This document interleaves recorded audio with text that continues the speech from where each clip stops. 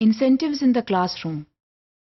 आमतौर पर यह देखा गया है कि अगर क्लासरूम में इंसेंटिव्स रिवॉर्ड्स की शक्ल में दिए जाएं तो बहुत सा प्रॉब्लम बिहेवियर जो है वो कंट्रोल हो जाता है.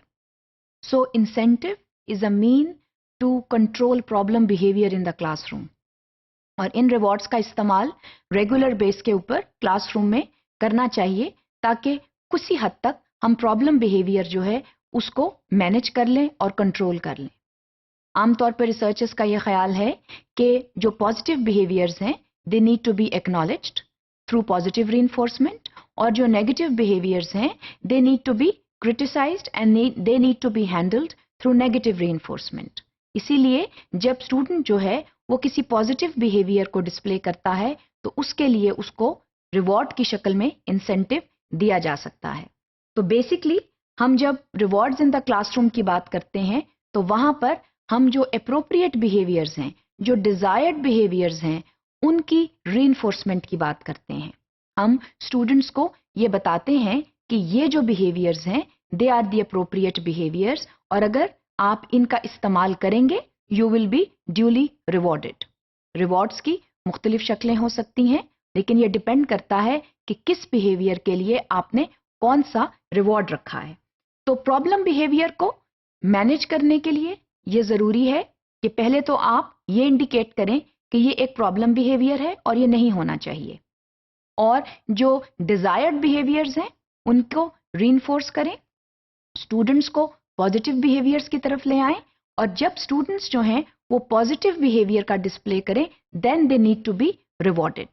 तो ये जो है एक जरूरी अमल है, और this is you play with the psychology of the human child, and that is extremely important, that you make him or her realize that appropriate behaviors will be rewarded and inappropriate behaviors will follow with some kind of negative reinforcement, and it can be in the shape of some penalty.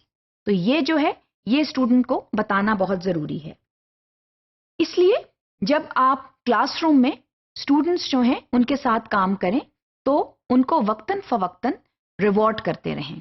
Reward जो है वो एक छोटी सी praise जैसे शाबाश का या very good या एक्सीलेंट का कहना भी हो सकता है, और इसके अलावा रिवॉर्ड जो है वो किसी गिफ्ट या तोहफे की शक्ल में भी हो सकता है. अगेन ये डिपेंड करता है कि स्टूडेंट जो है उसने किस किस्म का जो बिहेवियर है वो डिस्प्ले किया है. So that is very important, और इसको अगर आप अपने क्लासरूम का एक रेगुलर फीचर बना लेते हैं तो फिर आप ये इंश्योर करते हैं कि स्टूडेंट्स जो हैं दे would like to display positive behaviors because the display of positive behaviors will earn them some kind of reward. तो ये जो है ये बेहद जरूरी है. तो इसके लिए ये बहुत जरूरी है कि जो रिवॉर्ड्स हैं वो मॉडेस्ट नेचर के हों.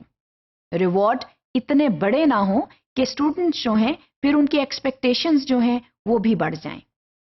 Keep them at a modest level and keep giving students reward for the actions that they display in the classroom.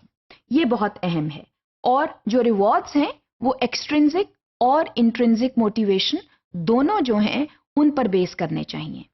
Rewards जो हैं वो सिर्फ एक्सट्रिंसिक मोटिवेशन के तहत नहीं होने चाहिए. स्टूडेंट्स जो हैं जब एक मीनिंगफुल लर्निंग करते हैं and if they take interest in their own learning which is intrinsic motivation, तो उस पर भी जो है वो रिवॉर्ड्स का होना बहुत जरूरी है. तो इस चीज का ख्याल रखें कि अवार्ड जो हैं आप दें, उनको जरूर अवार्ड करें मगर मॉडेस्ट तरीके से उनको रिवॉर्ड करें. दैट इज वेरी इंपॉर्टेंट, क्योंकि अगर आप ये नहीं करेंगे तो स्टूडेंट्स जो हैं उनकी रॉन्ग एक्सपेक्टेशंस हो जाएंगी. तो रॉन्ग एक्सपेक्टेशंस जो हैं ये डेवलप नहीं होनी चाहिए.